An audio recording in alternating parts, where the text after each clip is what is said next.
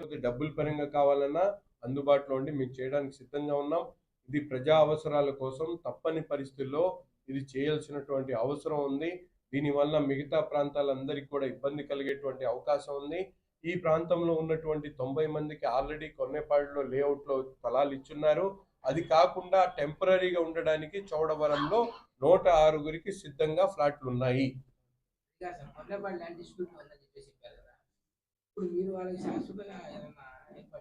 అది ఆ డిస్ప్యూట్ ఉన్నటువంటి సైట్ లో కూడా వాళ్ళు వెళ్తే అక్కడ ఇబ్బంది పెడుతున్నారని మేము వెళ్ళి ట్రేస్ అవుట్ చేసి హౌసింగ్ అధికారులు తీసుకొని వెళ్ళి ప్రతి ఇంటికి కూడా మార్కింగ్ చేసి వచ్చాం.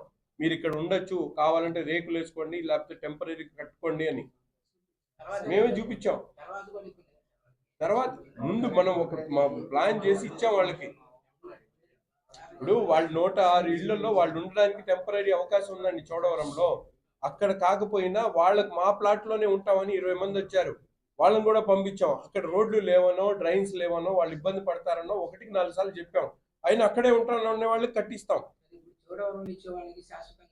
శాశ్వతంగా కాదు, అదేనండి, శాశ్వతంగా ఇవ్వడానికి అది నాది కాదు. ప్రభుత్వం టెంపరీ రిలీఫ్ కోసం వాళ్ళని 106 అక్కడ ఉండడానికి ఇల్లు రెడీగా ఉన్నాయి. దాని తర్వాత కొన్నేపాడు సైట్ లో కన్స్ట్రక్షన్ జరిగిన తర్వాత వాళ్ళు అక్కడికి మారుతారు.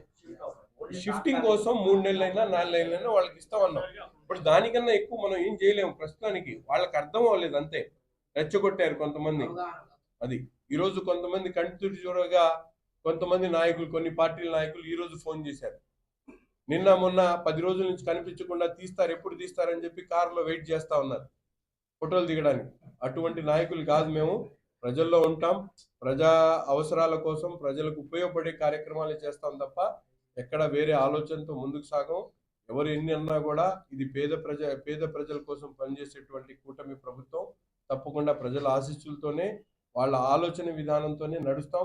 వాళ్ళకి కావాల్సినటువంటి మేలైనటువంటి కార్యక్రమాలు చేస్తాం. ఇప్పటికి కూడా ఎవరికి ఎటువంటి ఇబ్బంది వచ్చినా నా తరపున ప్రతి కుటుంబానికి కూడా 5,000 ఆర్థిక సహాయం ప్రకటిస్తా ఉన్నా. అంతేకాకుండా వారికి ఎటువంటి అవసరాలు ఉన్నా తప్పకుండా ఒక సోదరుడిగా వాళ్ళకి అండగా ఉంటాం.